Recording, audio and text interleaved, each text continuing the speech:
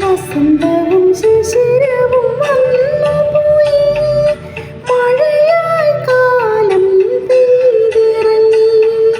മനസ്സിന്റെ മാന്ത്രിക ചെപ്പു തുറന്ന സ്വപ്നമാണോ, ദുഃഖമാണോ?